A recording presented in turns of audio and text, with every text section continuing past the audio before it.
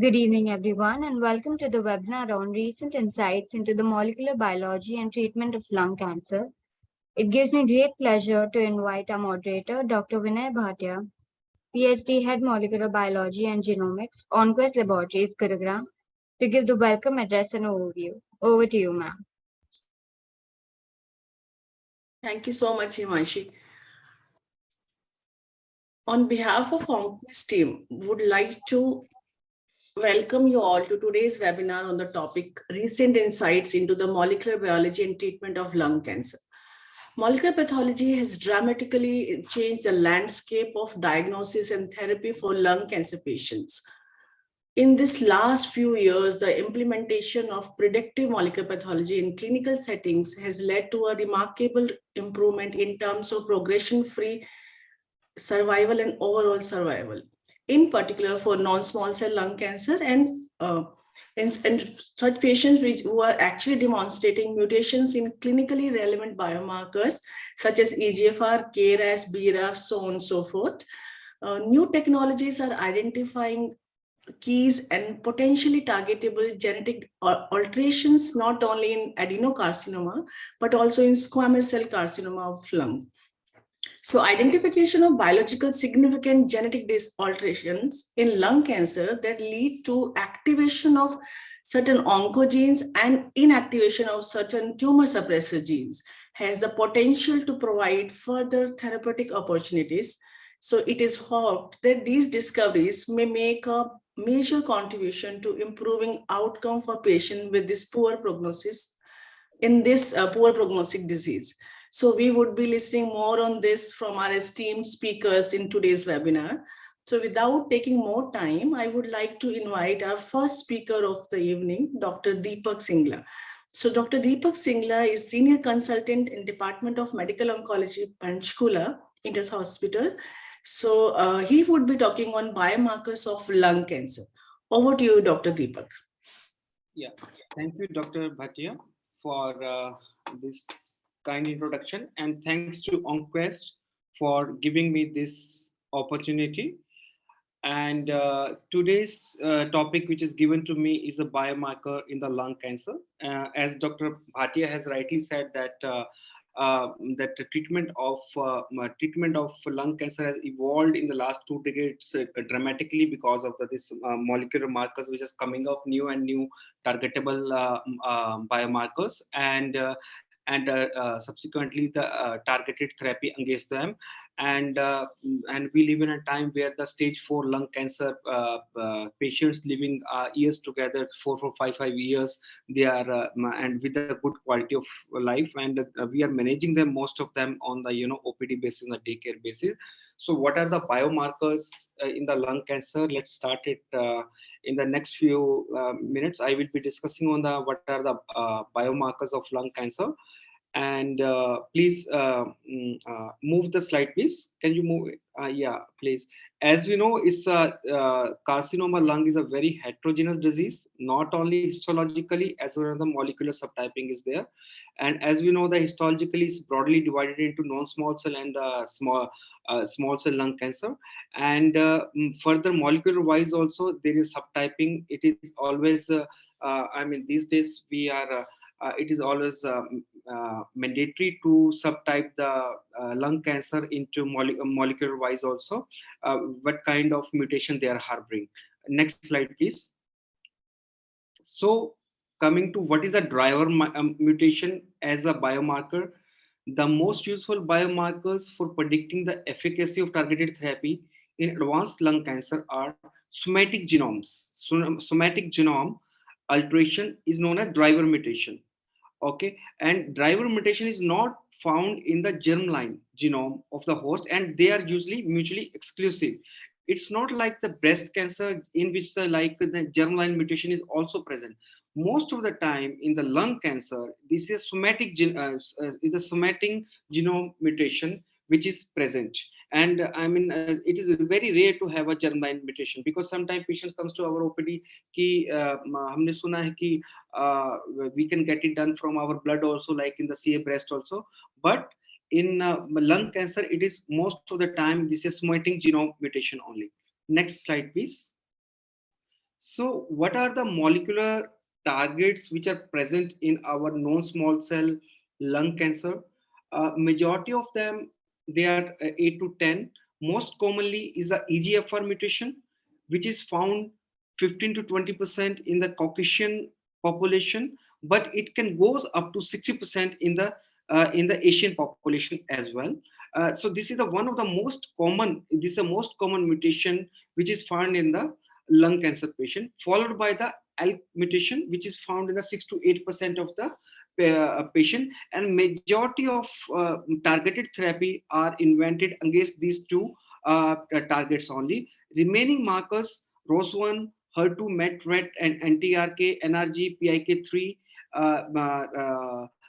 RAS pathway, and they are only 1 to 3%. I mean, they are varies. Their percentage vary from 1 to 3% maximally, but however they play a vital role in prognostication of the lung cancer and response to the therapy.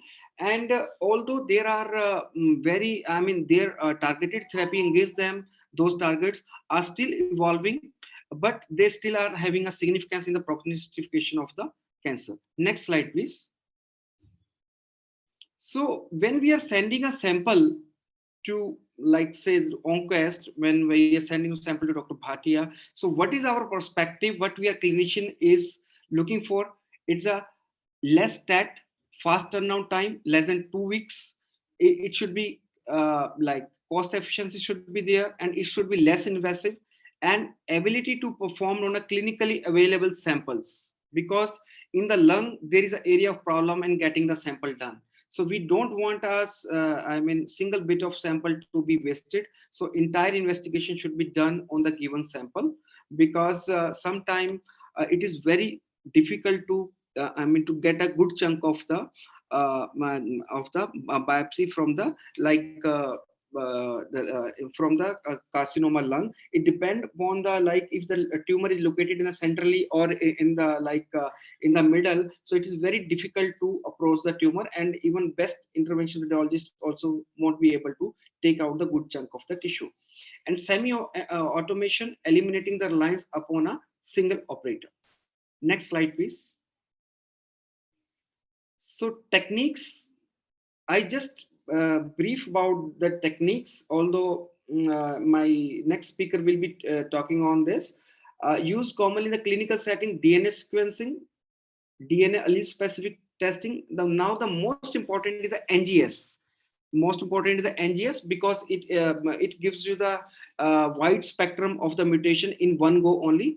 And FISH is our older one, and the ISC. Next slide, please.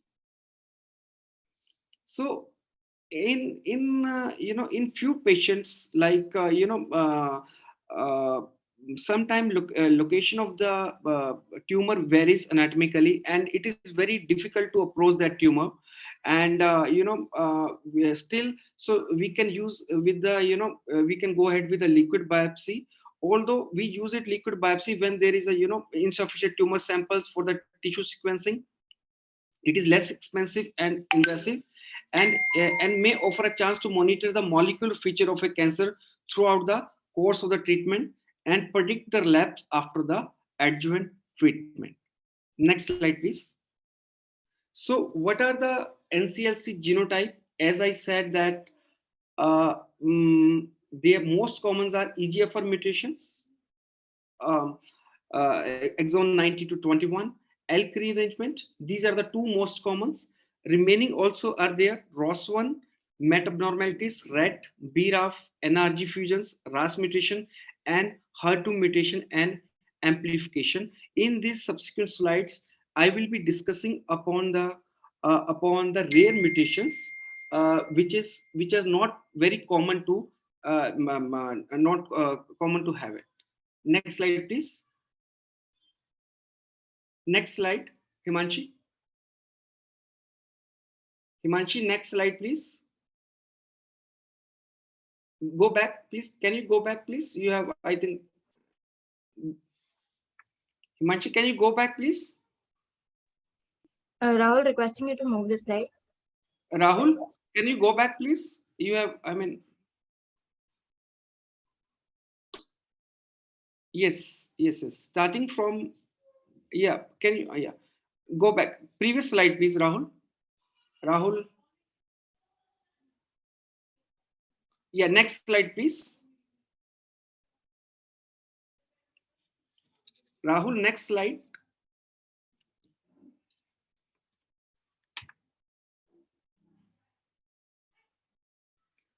Yes, ROS1 rearrangement. Yeah, next, previous slide, Rahul. Don't be rushed to move the slide.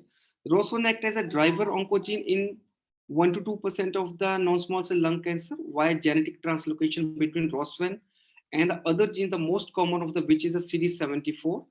Most importantly, this is seen in the adenocarcinoma and the younger patient who have been never smoked in their lifetime. Next slide, please. MET abnormalities, again, MET is a tyrosine kinase receptor for HGF, hepatocyte growth factor. It includes the MET exon 14 skipping mutation. It only found in the 3% of the lung adenocarcinoma and up to 20% in the sarcomatoid histology of non-small cell lung cancer, which is very rare to found. But in patients who are not responding to the EGFR mutated tumors that have acquired resistance to EGFR inhibitor, they are tend to have 5 to 20% the patient, they tend to have a MET abnormalities. And another thing is high MET amplification associated with the worst prognosis. Next slide, please. Rahul, next slide.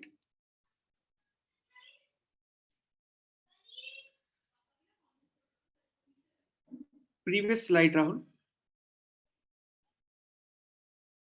Previous slide, please. Yes, ret arrangement.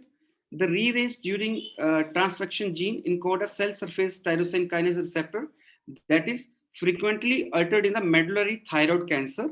Recurrent rearrangement between the ret and various fusion partner, colloid called domain containing CDC6, kinase family member 5B, KF5B, and nuclear receptor coactivator NCOA4 have been identified only in 1 to 2% of the adenocarcinoma. And again, it occurs in the non-smoker and the younger patients. Next slide, please. So coming to the BRAF mutation, which is commonly found in the melanoma, BRAF is again a downstream signaling mediator of the KRAS that activates the mitogenic MAPK pathway, mitogen activated protein kinase. Activating BRAF mutation have been observed in 1 to 3% of the non-small cell lung carcinoma, and most commonly it is associated with the smoking, but they majority of the time they occur in the V600 position of exon 15 like in melanoma, but they can occur outside this domain also. Next slide, please. So clinically characteristic patient with V600B BRAF mutation appear to have a better prognosis than non-V600B BRAF mutation. In general, BRAF mutant non-small cell lung cancer respond better to the immunotherapy rather than the targeted therapy. Next slide, please. So coming to the anti-KRK fusions, this TERK receptor family comprises the 3 transmembrane protein like TRKA, B, and C. They are encoded by TRKA is encoded by neurotropic tyrosine receptor kinase and TRK1, which maps to chromosome 1q21 and 22.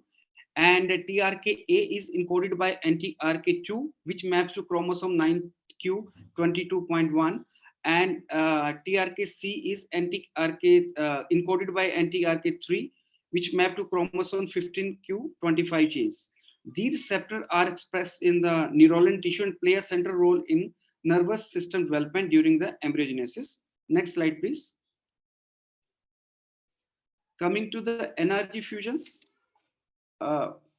Fusion involving the neuroglin gene are rare, less than 1% in the NCLC, are most reliably detected with the RNA NGS, and NGR fusion generally is suggested of poor activity of chemotherapy and immunotherapy in NRG fusion cancer patients.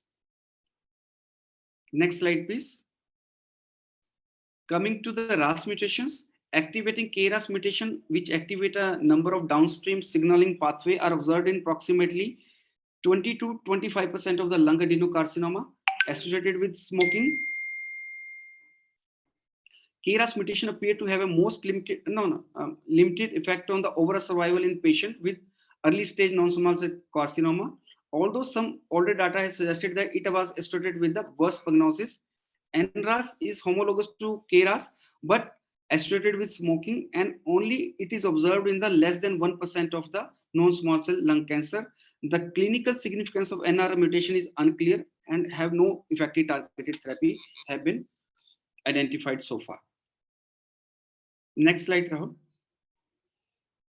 HER2 amplification mutation. A human epidermal growth factor receptor 2 is an EGFR family receptor tyrosine kinase. Mutation in HER2 has been detected in lung cancer or NGS, 1 to 3% of the non-small cell lung cancer tumor. Majority are small in frame insertion in exon 20, but point mutation in exon 20 has already been observed. Adenocarcinoma are more prevalent among the these are HER2 mutation is more prevalent in adenocarcinomas, are most prevalent among never smoker and in the women. Next slide, Rahul. So, what are the rarest of the rare other genotype are PIK3K, catenin beta 1, like serine threonine kinase 11, STK11, Kelch-like associated protein KEAP1, nuclear factor erythroid related factor NFE2L2, STK. So what is their significance? Although we don't have any specific targeted therapy against them, except from PIK3K, but STK alteration confer the resistance to the immunotherapy, and KEAP1 mutation increase the resistance to the RT treatment, radiotherapy treatment. Yeah. Next slide, please. Thank you. Is there any question? And you can ask or. Yeah. Yes. Thank you so much, Dr. Deepak, for the wonderful insights, a lot of new updates. Maybe we will have questions at the end of the session. Queries may be typed in the chat section, chat box section. Okay, ma'am, no problem. Thank you so much, ma'am. Yeah. So our next speaker is Dr. Ananth Pai. Dr. Pai is Associate Professor and Department of Medical Oncology, Kasturba Medical College and Hospital, Manipal. So Dr. Pai would be talking on molecular testing in non-small cell lung cancer, a key to personalized therapy. Over to you, Dr. Pai. Thank you, Dr. Vinay, for the kind introduction, and thank you, Anquest, for the opportunity to talk on this platform. If I can have my slides, please.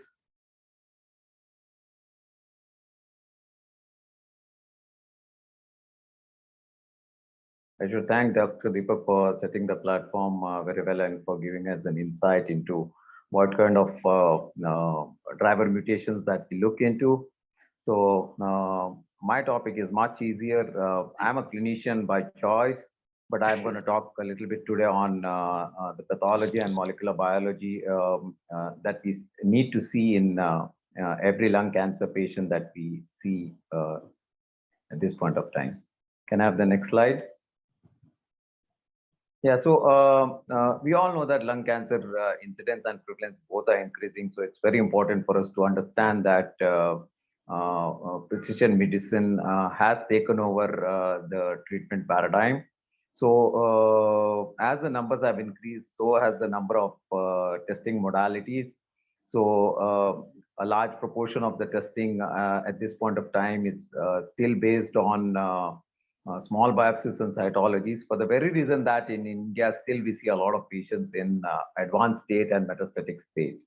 I'm pretty sure everyone will agree with me in that we see a lot of patients. Literally, I think so 75 to 90% of our patients present in stage 4. So it's going to be a small biopsy, a breast cytology, or a CT-guided biopsy of a lung mass that eventually reaches the lab for Dr. Vinay and others to test. Surgery constitutes a very small number. So a larger proportion of tumor tissue that we all would love to have is very limited, since the numbers that we see are also very limited. Next slide. So coming to what we would test, I think so this is what we always bug these lab people by saying that we give you 10 cells and you can't report on this. So it's very important to understand what happens in the lab. As a clinician, I always jump up and I call the lab representatives and says that what we are not getting reports on time. It's coming as TNP, quality check has failed. So it was quite interesting for me to go through how these testings are done and what is the biology that we all want to know about. So the tissue that we all see is a small biopsy or a resection. Resection tissue makes everyone happy. But more so, I think so in a lot of centers, cytology is what is definitely used. Fine needle aspiration, brushing, or transbronchial needle aspiration, or a effusion which is tapped, and all this get converted into a cell block, wherein IHC running is not difficult at all. I'm pretty sure the pathologist will agree that ICC and IHC on these tissues which are converted into cell blocks is not a problem. But I think so as soon as we move from that to molecular testing, that is where the whole problem arises, because either the tissues will not be sufficient or the fixation or false positivity, all this come into picture.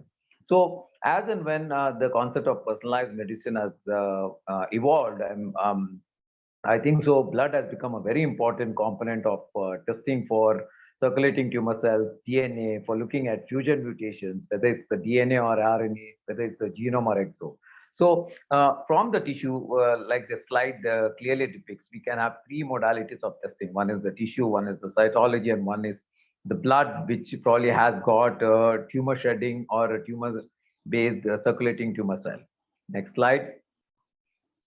So for the personalized medicine, we need optimal tumor sampling, and hence the tissue management starts with the interaction of a sample collector to the pathologist. So it's very important to understand that more sampling is better, but when it is invasive, it is a little trickier. At the same time, it's very important to understand the clinical request for diagnosis and what the clinician is thinking, and whether there are metastases, whether there are lymph nodes involved, what kind of clinical scenario the clinician is suspecting. We have seen recently a couple of cases wherein a patient has presented with lung mass, eventually turning out to be a lymphoma. So sometimes out of the blue, we'll get surprises as well. So it's very important for us to provide adequate history, adequate clinical suspicion, and the sample collector should also know that adequate sample has to be collected. Similarly, on the pathology side, they need to understand that the samples have to be distributed over one block. The cuts have to be very careful so that we don't miss on anything. We should have a spare section for reflex analysis just in case, and we should have a focused diagnosis analysis. So in the sense, there's no point running a host of IHCs and then saying that it's an adenocarcinoma. I mean, like, I would be much more happy if someone says this is an adenocarcinoma or this is an NSCLC, it's TTF1 positive, so this is what it is, and preserve tissue for further testing. Next slide. So having mentioned about adenocarcinoma, I think if you just look at the broad classification of lung cancer, we all know that it's broadly divided as non-small cell lung cancer and small cell lung cancer, and then we have the other rare types. So non-small cell lung cancer is broadly divided again into adenocarcinoma and squamous, and rest all follows. We have the sarcomatoid, LE type, carcinosarcoma, blastomas. Similarly, the neuroendocrine are broadly divided as large cell, small cell, or the composite or the combined ones. Other rare types, like I already mentioned, we can see rarely sarcomas, we can see blastomas, we can see lymphomas, salivary gland, adenocortical carcinomas, adenocystic carcinomas are also very common. Next slide.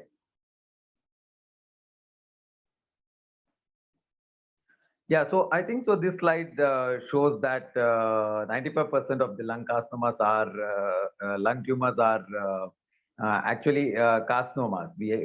Based on the IHCs, it's very easy for us to delineate and tell whether it's squamous cell carcinoma or whether it is adenocarcinoma or a small cell carcinoma. So if it's a P40 positive, I think so it's squamous cell carcinoma, and if it's TTF1 positive and napsin positive, it's adenocarcinoma. So it's very easy for us to remember that TTF1 positive is literally in 95% of the adenocarcinomas is positive. But at the same time, I would like to emphasize that TTF1 can also be sometimes positive in small cell lung carcinoma, wherein CD56 is positive. So it's very important to remember that you need to see the cells. So morphology is very important. At the same time, it is also important to do the IHCs as well, because these are confirmatory tests. Next slide. Yeah, so coming to a few slides about this on the subtypes. The adenocarcinoma are predominantly based on the growth pattern graded as G1, G2, G3, wherein lipidic, acinar papillary or the solid micropapillary variants are seen. Is from the terminal respiratory unit. TTF1 is strongly positive in these patients. So like I already said, it's basically dictated by the TTF1 positivity. There are pre-invasive lesions and early types, but I think so we hardly tend to see them in the Indian population. And heterogeneity is a rule. So sometimes we need to understand that a biopsy specimen may have squamous cell carcinoma, but eventually, especially in the women, they tend to show pictures or the clinical scenario or the mutations which are more common in adenocarcinomas. So I think. Hence, it is very important to understand that heterogeneity is a rule. And then we have the rare types, which are the mucinous, the fetal, and the enteric type. Next slide. Yeah, coming to squamous cell carcinoma, pathologically, there is no established grading system. Keratinizing and non-keratinizing is the general rule of squamous cell carcinoma. You have the basaloid type, but there are no organ-specific markers. HPV is one which is probably seen more in the oral cavities. These predominantly arise in the large airways, mostly smoking related, and they don't have specific driver mutations or druggable driver mutations, except in the scenario wherein heterogeneity is suspected, especially in women, non-smokers. Wherein you eventually get a tissue of squamous cell carcinoma, but they have all the features of adenocarcinoma. In the sense, these might be a small subset of adenosquamous carcinomas. So FGFR and the PIK AKT3 pathway are probably being looked at as druggable driver mutations. Next slide.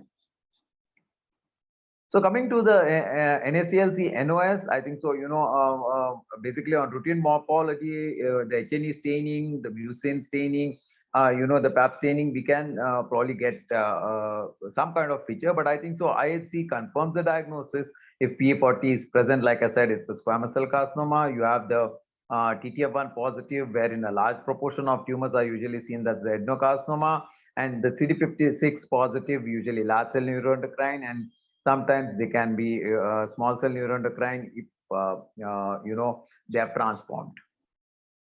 Next slide. So yeah, coming to the small cell lung carcinoma, these are poorly differentiated neuroendocrine tumors. Especially, you tend to see a high-grade NEC in the lung. The neuroendocrine markers, the typical markers are the CD56, the chromogranin, and the cyanoptopycin. Again, these can be smoking-related, central airway, and the Ki67 or the proliferative index, that is the MIB index, which is a quick doubling time, which predicts probably how aggressive the tumor is. Like I said, in the neuroendocrine tumors that we see in the lung, most of these will have probably a higher Ki67, unlike the typical carcinoid or the low-grade NEC, wherein it can be less than 20, less than 2%. Next slide. So having looked at these pathological features, I think so we need to understand that the time has come to move to precision medicine concepts and look at driver mutations, which Dr. Deepak elaborated and spoke so well about. Lung cancer is highly mutated. We all know that compared to all other cancers, I think so lung cancer is highly mutated. A lot of tobacco carcinogens are implicated in this. But having said that, we tend to see nowadays a plateauing in the smoking-related lung cancer, and a lot of non-smoking-related lung cancer or passive smoking-related lung cancers are on the rise. Yeah, next slide. So 60% of the lung adenocarcinomas have a driver oncogene transmutation. The basic funda is that most of these are exclusively mutual genetic changes. So the commonest are the RAS, the EGFR, ALK, ROS, BRAF, RET, HER2. We have seen a few slides about this. I'm going to emphasize and highlight a few more. But I think so we need to understand that gone are the days when probably the pathologist would give us non-small cell and small cell, and then that's where we would stop. Now, I think so. The whole idea is for us, for the pathologists, to give us a direction to say that what kind of testing we should look at and what kind of targets that we need to look at. Next slide. So like we said, the predictive biomarkers, EGFR, AL cross, so which all patients must be tested. At this point of time, all adenocarcinomas needs to be tested, NSCLC, NOS needs to be tested, and carcinomas with heterogeneity components that we see need to be tested. All stage 4 patients needs to be tested. It's definitely not optional anymore for EGFR, since we have adjuvant anti-EGFR TKIs being used. However, the other tests are optionals. It can be tested in the primary tumors or metastasis as well. And the point is that adequate tumor sampling is needed, whether it is cytology or tissue, or if you're looking at CTC or cell-free DNA, circulating tumor DNA based on liquid biopsy. So when to test for these biomarkers, I think so it's very important that at the time of diagnosis, it is a reflex approach, what everyone used to say, but at this point of time, it's an NGS-based testing, so all the tests do happen parallelly. There were days when we used to test for EGFR first and then do IHC for the ALK and the ROS. But I think so with the NGS concept, we are just testing for everything at the same point of time. And tumor sample prioritized for testing should be there so that we know that we need adequate tissue and we need appropriate answers. How rapid should be the testing? Yes, an ideal test would be less than 10 working days, but I'm pretty sure a lot of us have this hands held on because of this, because NGS takes some time. Samples should be sent within 3 working days for testing, and test result incorporated in the pathology report is mandatory, and that would be a very ideal scenario. And we need the EQA, that is the external quality assurance is definitely needed. So CAP guidelines and CAP accredited lab would be the best to test for. Yeah, coming to these biomarkers, yeah, next slide.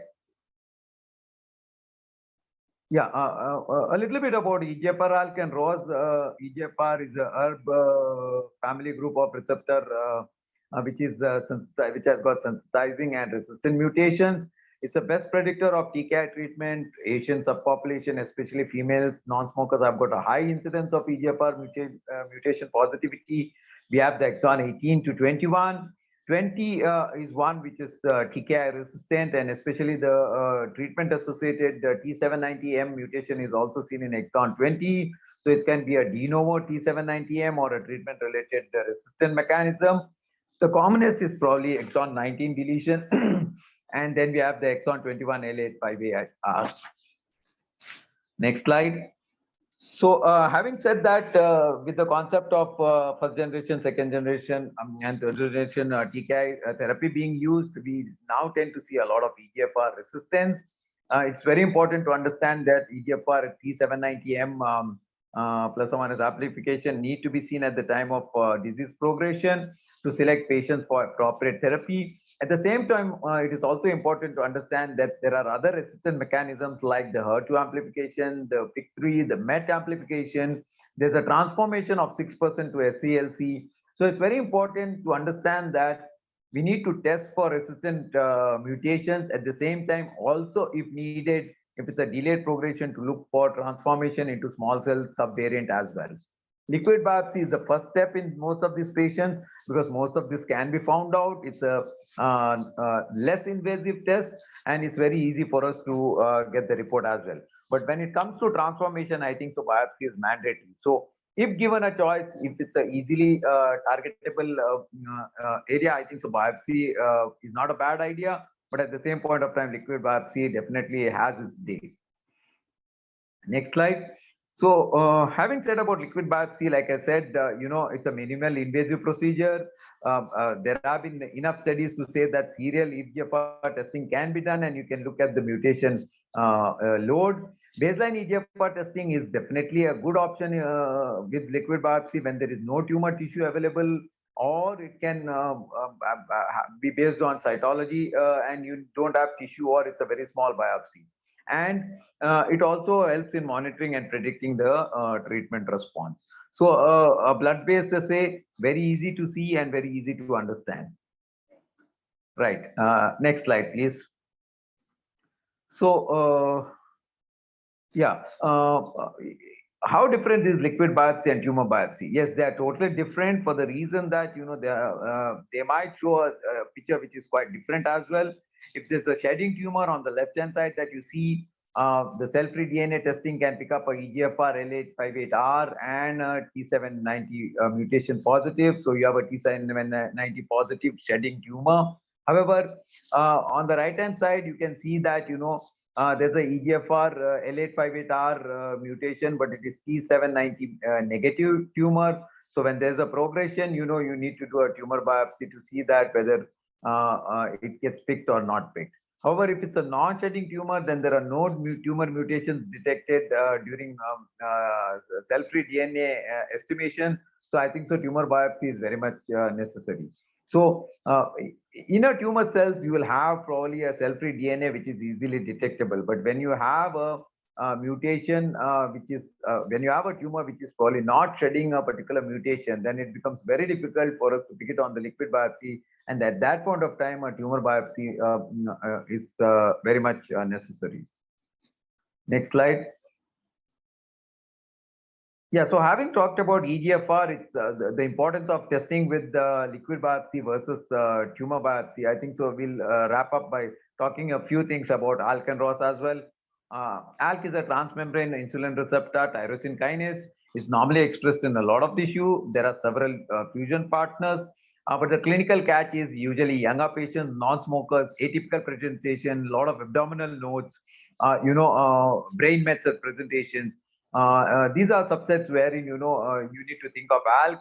It can be tested based on the Ventana part from IHC or the FISH.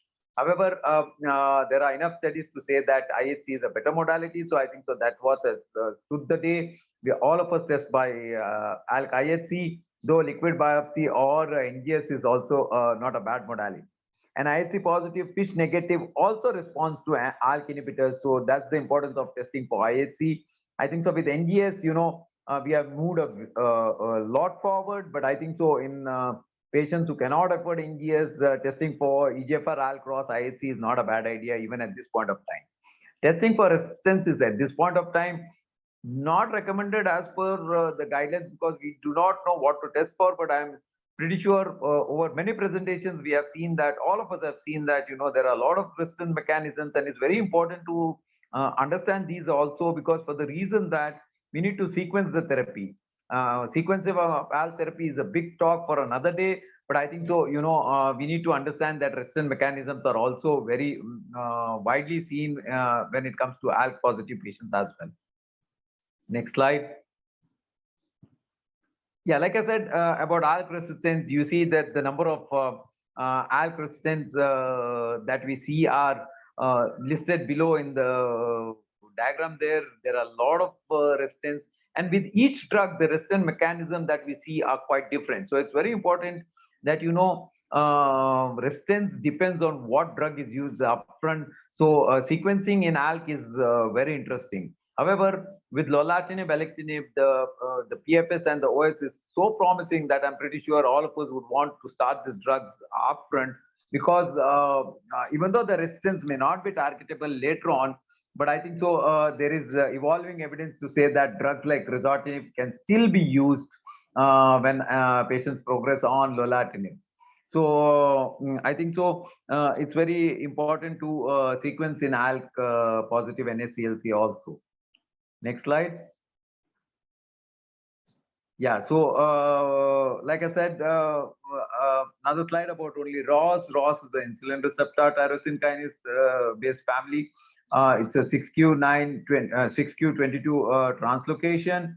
And in ROS, at least FISH testing is mandatory. So if someone is positive by IHC in ROS, we need to test by FISH and confirm. So IHC is a screening modality. So ROS1 IHC positive, do the FISH, and only if FISH is positive, we need to treat these patients with drugs which can target ROS. So again, like I said, younger patients, non-smokers is where we see ROS. The clone D4, D6 has got a sensitivity of 100% with a decent specificity of 92 to 97%. So testing ROS with fish becomes mandatory when IHC is positive. Next slide. Yeah, so the other predictive biomarkers that we all look at is the KRAS, the RET, the MET, BRAF, and HER2. We have all seen this. KRAS definitely, initially there was no targeted therapy yet in India, at least, but small molecular inhibitors like sotorasib, which are KRAS inhibitors, have already come into the market in the US. So I think so it's going to be interesting to understand that the KRAS G12D mutation, which is targeted by sotorasib, will probably be a game changer, because KRAS is one of the highly mutated mutation that we see in lung cancer. Especially mucinous adenocarcinomas are known to have a predilection for KRAS mutations. Similarly, the RET mutations, yes, gene rearrangement 10q11.2, young non-smokers, poorly differentiated adenocarcinomas, RET mutations are seen. RET inhibitors are also available now. You have the MET inhibitors, capatinib, crizotinib are there. MET can be overexpression, exon 14 skip mutations, wherein a lot of testing is happening on exon 14 skip mutations. You have the MET amplification as well. And this is one of the important resistant mechanism for a EGFR TKI-based therapy. BRAF mutation, again, we have the BRAF inhibitors in the market now, so it's very important to test for BRAF mutation. B600E is the commonest that we see. And HER2 is another which wherein a lot of evolving evidence is coming, especially in exon 20 mutations, younger non-smokers. And again, HER2 is one of the common resistant mechanism for EGFR tyrosine kinase inhibitors. So we have about a couple of mutations which actually develop when EGFR tyrosine kinase inhibitors are given for a decent amount of time, and both of these are targetable. So it's quite interesting to understand that, you know, testing for all these biomarkers or all these targetable genes, targetable mutations is important. And that forms the whole concept of precision medicine. I'm not going to talk about the clinical scenarios or the treatment aspects. The talk I decided to give today or to look upon today was about the pathological and biological biomarkers. And I think I've done justice to the talk, and I would be very happy to receive any questions from the audience. With this, I think, if I'm not wrong, I'm at the end of the talk. Can I have the next slide? Yeah, this is about NSCLC. There's nothing much that I can talk about on this. Can we go to the next slide? Next slide. Yeah, PD-L1 is another important thing, but PD-L1 co-inhibitory receptor exploits on lymphoid and other cells, negatively regulates the T cell. We know that immunotherapy has been a game changer in the management of lung cancer, and PD-L1 testing, whether it is the DACO, the Ventana, the SP263 or the 142, SP142, all these have been tested in all our specimens of lung cancer patients, because immunotherapy is now the drug of choice for patients who are not having any targetable mutations. Yeah, next slide.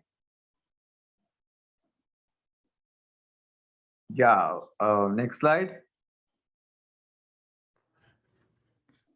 Yeah, I think so. With this, my talk ends. These are the recommended reading for all the pathology and the clinicians to understand about what kind of testing we need to do and how to test for this.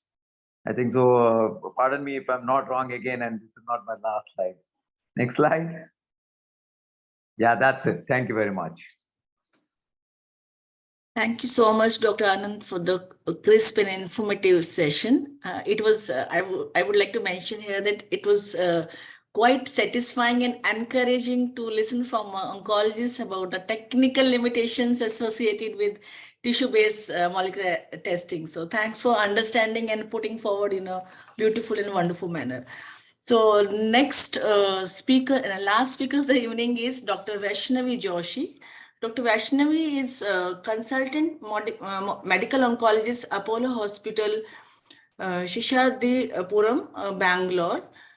She would be talking on treatment strategies and sequencing for people living with mutation-positive lung cancer. Over to you, Dr. Vaishnavi. Thank you, ma'am. Am I audible? Yes, ma'am. Yeah, you're audible. Yeah. Okay, I will share my screen now. Yeah.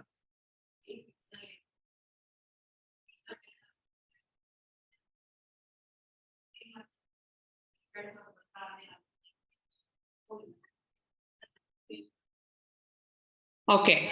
Thank you, ma'am, and thank you, Dr. Ananth Pai. I would like to say that was a wonderful presentation.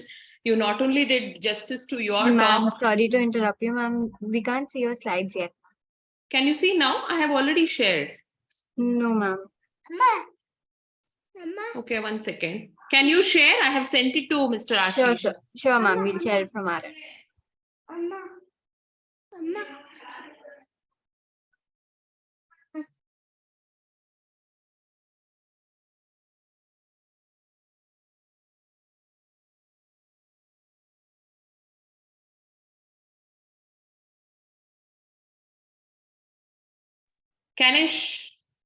So is it shared now? Yes, ma'am. You can say next whenever you want us to Yeah, move to sure. next. Okay. So I would like to say a wonderful presentation by the previous speaker, Dr. Ananth Pai. I would say you not only did justice to your talk, you also did justice to my talk, because so many other things, there are so many overlapping and, factors which are covered, and information covered in the previous talk. I will just keep it very brief. I will talk about the drugs and the sequencing, which we do in our regular practice, and we would like to do with multiple markers. Next slide, please. Okay, so lung cancer, which was a very dreaded disease, which was like a death sentence, has suddenly become a very exciting field with the advent of molecular pathology and other techniques and multiple array of targets which are available with us. So the lung cancer, which used to look like this on the left, if you see there is a mass lesion there. Now it looks on the right hand side, if you see, there are multiple genes and targets available to be exploited and to be used justifiably and properly to get better outcomes in patients who were having a survival of a few months initially, many years ago. Next slide. I will not go into the molecular targets, which has been extensively covered. So these are the main pathways where we use these targets to develop more targeted agents. And so the two important pathways being RAS-RAF-MEK pathway and PI3K-AKT-mTOR pathway. Next slide, please. So these are the different molecular techniques which has already been discussed. Next slide. So what are the important factors we take into account before deciding sequence? So first is whether it is squamous or non-squamous histology. Though this distinction is becoming more and more blurred, the line is becoming more and more blurred because we are depending more on the driver mutations and the molecular markers rather than the histology. But having said that, still squamous or non-squamous histology is a deciding factor in treatment, because the chemotherapy backbone which we use is, along with immunotherapy and other driver mutations, after progression from the targeted agents, still we depend on what histology the lung cancer was. The second is the presence and absence of a driver mutation. So the driver and passenger mutations have already been discussed. So finding a driver mutation is as important as deciding any treatment in any cancer. It's become vital in lung cancer to find this driver mutation to decide further treatment. So the presence of high level of PD-L1, as Dr. Ananth Pai was mentioning, is vital to decide treatment if there is a driver mutation absent in these lung cancers.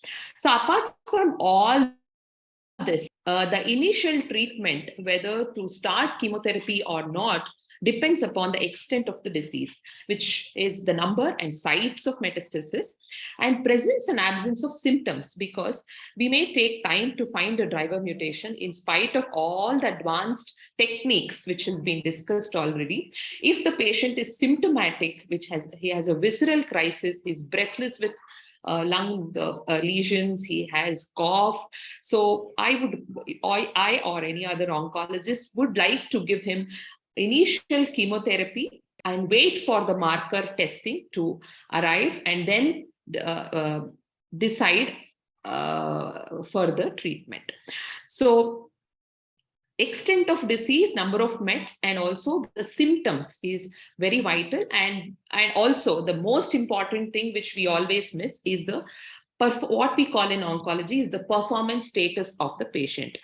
Because with presence of so many targets, an array of investigations, the most important factor in deciding treatment is the patient's general condition or performance status, to decide whether he actually requires tumor-directed treatment or only palliative care.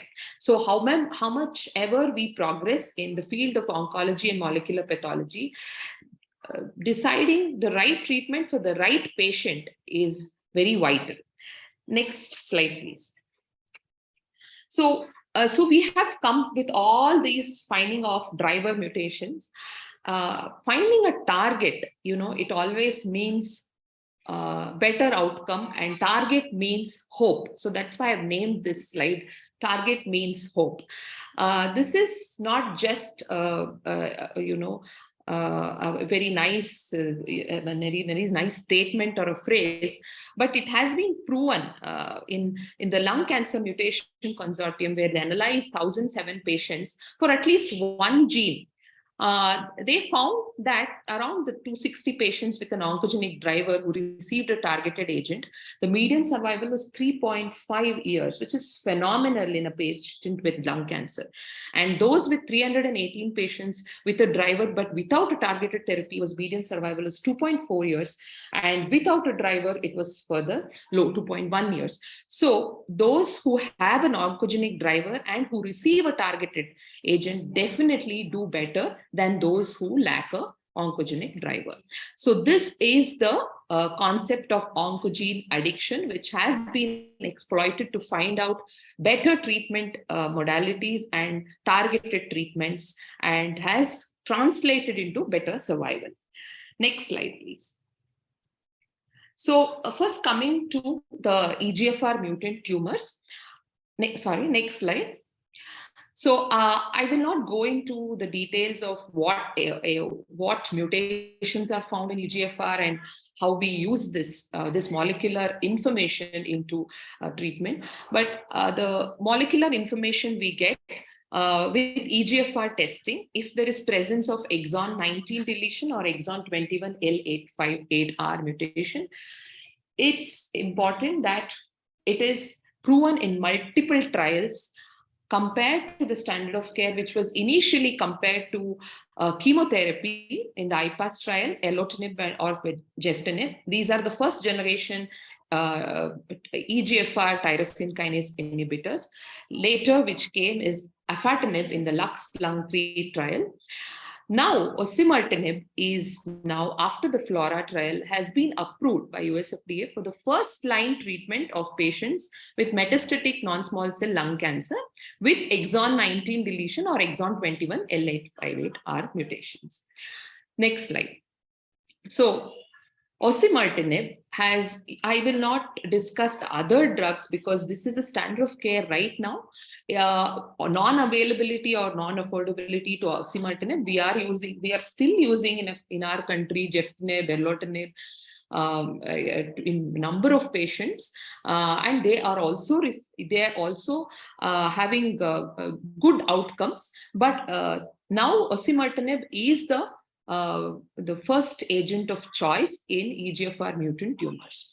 So why is improvement in progression-free survival was around 18.9 months to 10.2 months, and duration of response was also higher compared to a standard of care, which was geftinib or erlotinib, and improved overall survival compared to standard of care. That is, if you can see, 38.6 versus 31.8 months, although hazard ratio is 0.8. Improvement in PFS and greater intracranial efficacy. So other drugs have very, very limited intracranial efficacy in the presence of CNS metastasis. So osimertinib proved better in this scenario, and also better progression-free survival, better tolerability, and convenience. When I say convenience, those patients who progressed on standard of care were, when we were tested, they had developed these T790M mutations, where osimertinib works very well. So upfront, so treatment naive patients with EGFR mutant who are mutant, osimertinib is the drug of choice. Now, next slide. Next slide. So I'll go into the sequence, just outline of sequence of what we do initially. So you will have a EGFR mutant tumor with exon 19 deletion or L858 mutation. Now the standard of care is osimertinib, but still we are still using erlotinib, gefitinib, afatinib. These are also reasonably good options. So those patients who progress on this, the reason for progression could be acquired resistance. So those patients on erlotinib, gefitinib, the acquired resistance could be T790M, although osimertinib targets T790M mutation also. The other reasons for acquired resistance being MET amplification and small cell transformation. So when there is MET amplification, there is a possibility to use crizotinib and other drugs. I will come to that. So after osimertinib, whenever there is acquired resistance, further progression, it is imperative or it is advisable to check for other mutations which could be there, which could be done through next generation sequencing, which was covered earlier, and look for other mutations, because these patients, the next line of therapy would be only chemotherapy, because the efficacy of immunotherapy in such patients with driver mutation positive patients is very limited. So we would like to see if there are other mutations or amplifications like HER2 MET, where we can use other targeted agents. So if there are unusual mutations like G719X or 768I, afatinib works better in these patients. And those who have exon 20 insertions, again, chemotherapy comes into the picture. So this is the general sequencing of drugs in patients with EGFR mutant tumors. Next slide, please. So coming to ALK translocation, what is ALK translocation and how it is tested, we have all seen. So we have had multiple drugs in this setting also. The longest was the crizotinib, which we used for many patients. We have seen very good results with crizotinib also, very well tolerated. I've used in quite a few patients. It's quite well tolerated. And even with the first generation coming up, I have still used crizotinib and patients have done well to 1.5 years, some going even further. So first generation now approved ALK tyrosine kinase inhibitors in those who have ALK translocation proven by either NGS or FISH or IHC. We use, the standard is alectinib right now. Other drugs are brigatinib and lorlatinib.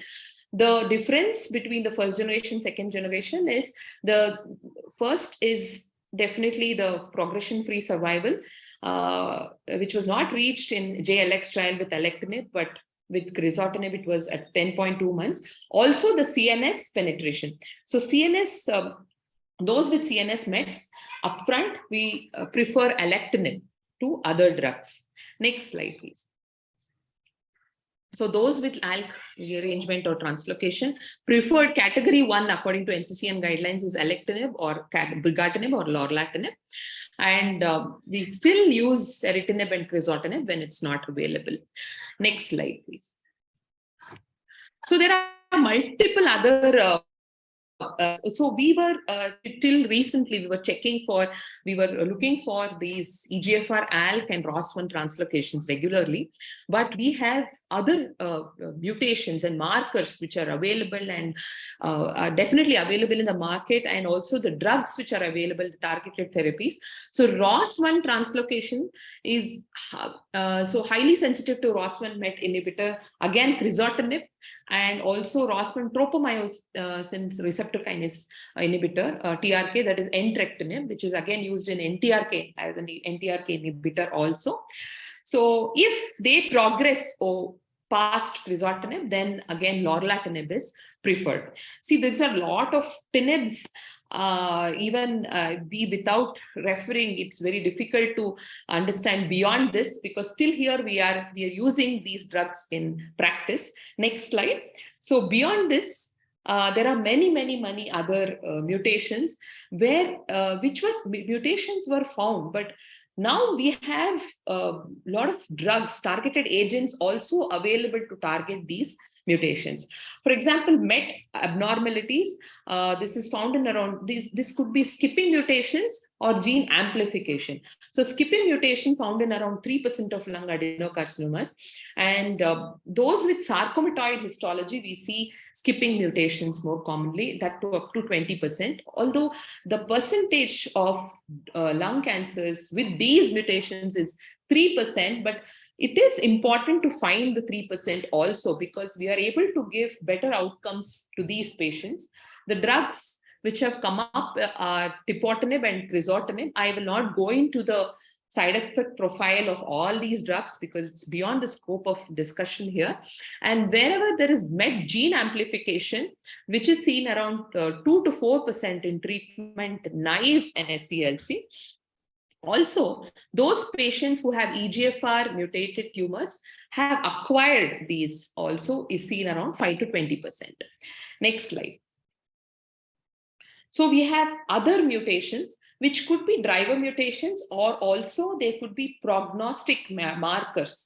So for example, it could be a BRAF mutation, where BRAF mutation, those with, it is known that B600 BRAF mutation appear to have a better prognosis than non-B600 BRAF mutation.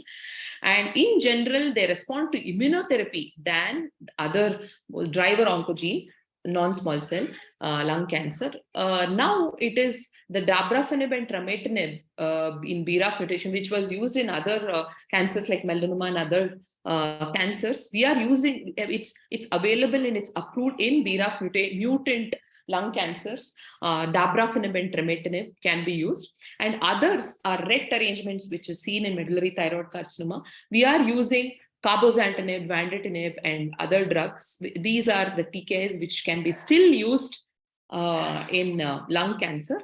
Next slide. So these are the other rare mutations and markers found. HER2/neu, which is such a elegant marker in in breast cancer, we find them in lung cancer also, and there are multiple trials going on using trastuzumab deruxtecan, and the TDM1 and trastuzumab have found reasonably good results, but it's yet to show promising results in this setting. NTRK fusions, we again use this multikinase inhibitor entrectinib in these lung mutant tumors. Next slide. So to summarize all this, so we have such a huge confusing array of mutations in lung. So if given a choice, we would like to test as a part of broad molecular profiling, but what are the the markers which are vital to decide treatment? I would still stick to EGFR, ALK, and ROS1 translocations, because they give us, they really have guided us throughout these years in choosing treatment, and also have given better outcomes in adenocarcinoma. They have really revolutionized the way we treat adenocarcinoma. Such oral drugs easier way to prescribe, and less toxicity than chemotherapy, less collateral damage. And so I would say they have revolutionized the way we look at lung cancer. So I would still say in limited scenario, we still have to do an EGFR, ALK, and a ROS profiling. Others can be added, that is KRAS, BRAF, NTRK, MET, skipping mutations, RET, and HER2 can be added. PDL testing also, as the previous speaker mentioned, is vital to decide treatment, because those who have driver mutation negative status, PDL1 testing is vital in deciding further therapies in such patients. So it is the same testing as far as the histology is concerned, whether adenocarcinoma or squamous cell carcinoma, we use the same molecular testing. Next slide, please. It becomes very less confusing and more, it's clearer where the targetable driver mutation is absent. Although I would like to have a patient with a targetable driver mutation. So in these patients, we check for PDL1. The treatment is guided by PDL1. And if it is more than 50%, it is known that single agent or monotherapy with monoimmunotherapy, that is pembrolizumab or atezolizumab, is preferred. And in those patients who do not have visceral rapidly progressive disease, we use pembrolizumab alone. And those patients who have less than 50%, we decide further treatment based on the histology. So less than 50%, we use doublet chemotherapy, platinum doublet chemotherapy with pembrolizumab. It is pemetrexed and carboplatin 4 cycles with pembrolizumab, followed by pembro maintenance in adenocarcinoma, whereas it is paclitaxel and carboplatin and pembrolizumab in squamous, followed by pembrolizumab maintenance. So this is very, very simple as far as the treatment sequence is concerned in case of those lung cancers without a targetable driver mutation. Next slide, please. So to conclude, so we have a wide range of targets. I think driver mutation identification and testing has revolutionized the whole scenario in lung cancer. It's become an exciting field where every day we are getting new targets and we are able to give better outcomes. So as I discussed, EGFR, ALK, ROS, these are the standard testing modules which we had. Now we are adding all other markers and targets. PDL1 testing is vital in those who have the driver mutation negative status. And so targets have been translated into improved outcomes. So this is one place where, not only, I wouldn't undermine saying one place, but molecular pathology is the future as far as treatment or oncology is concerned, because if we didn't have a target, we wouldn't have targeted agents and we wouldn't have such amazing outcomes in patients with lung cancer. Thank you all. You can take questions later. Thanks a ton, Dr. Joshi, for the excellent session. It was indeed very, very informative. So now we can move on to the QA session. Himashi, if you can show us the questions which were posted. Yeah, so there's a first question related to immunotherapy. So is there any other predictive biomarkers apart from PDL1 and tumor mutation burden in lung cancer patient? So Dr. Joshi or Dr. Ananth Pai, anybody would like to take this question?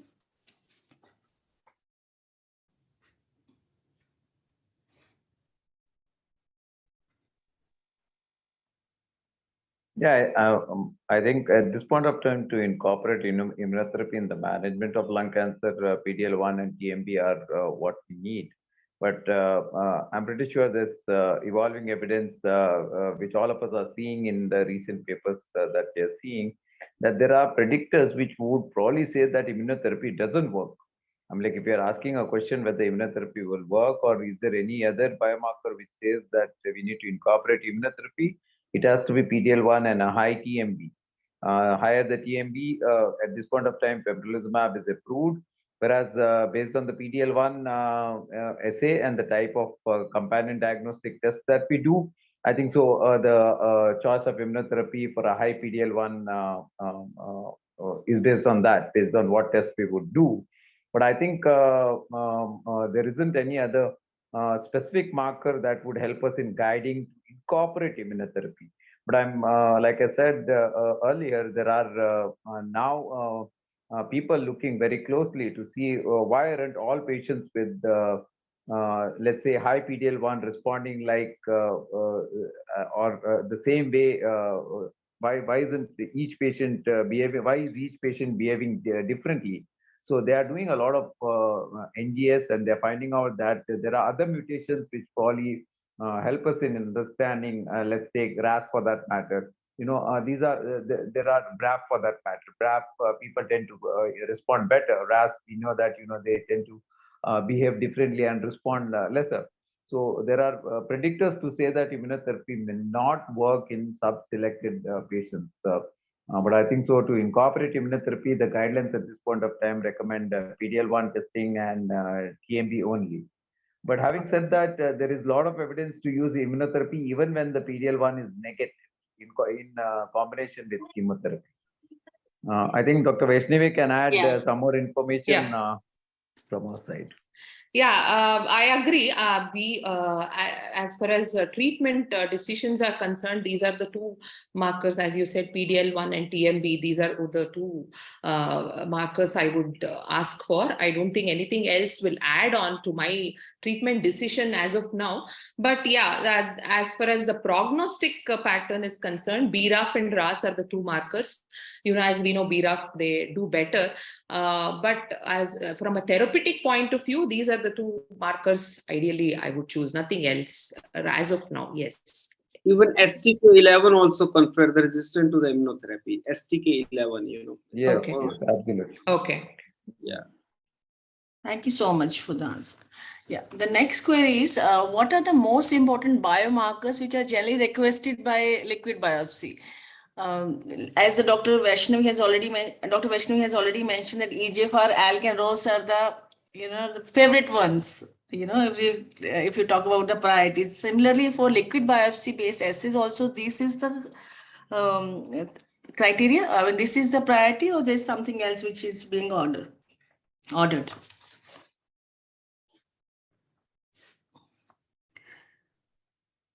I think liquid biopsy. Go ahead, sir. Yeah. At this point of time, I think so. I totally agree saying that liquid biopsy looks at the same driver mutations that we see otherwise on a biopsy. But I think so PDL1 is one wherein we still lack on a liquid biopsy. So when it comes to testing PDL1, I think so we still require biopsies.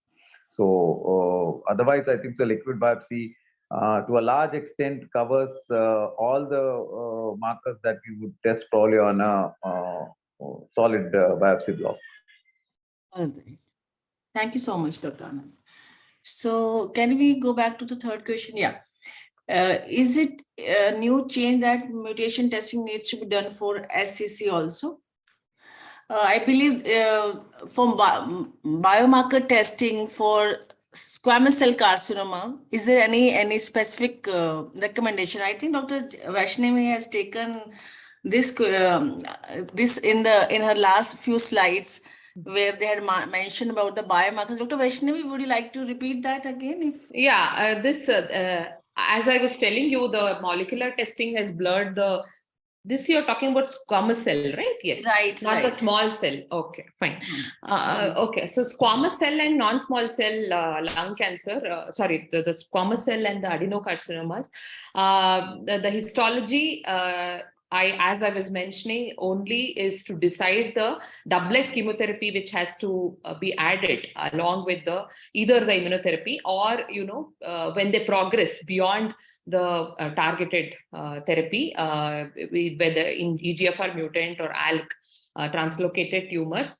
But mutation testing as such remains the same in both, NSCLC. We do the same kind of testing in these two. I don't think we do any change in squamous cell carcinoma as far as mutation testing is concerned. Only the percentages of positivity changes with each marker as adenocarcinoma and squamous. They have different positivity rates, but the type of mutations which we test is the same, I think. Yeah, thank you so much. Can we move on to the next question, please? So this is related to exon 20 insertion mutation. Is there any role of immunotherapy or TKI with relevance to exon 20 insertion mutation after progression or chemotherapy? Dr. Joshi, again, I believe you would be the right person to answer this. Yeah, you've already mentioned opaceritinib or amvanitinib and chemotherapy and immunotherapy are the standard choices in exon 20 insertion mutation, where the standard EGFR TKIs may not work. Yes, that's I think the question itself has answer. Yeah, case. I don't know if Dr. Ananth wants to add something. Yeah, Dr. Ananth, if you would like to add up to this. No, what was told is absolutely right. Basically, the drugs that we use are already mentioned there. So, if there's progression after that, it's going to be further chemotherapy only, nothing else. Immunotherapy or TKI, other TKIs don't work in exon 20. So it's going to be a amivantinib, mobocertinib, and chemotherapy. These are the only options that we would look at. But I think so. Repeat testing for development of newer mutations is always the way forward. And I believe a lot of people are now looking at liquid biopsy testing whenever there's a progression. Like in one of the slides, I had mentioned that serial liquid biopsy testing is done to look at, and I don't mean in 3 months or 6 months time, when they have a decent progression-free survival, repeat liquid biopsy definitely gives us more information.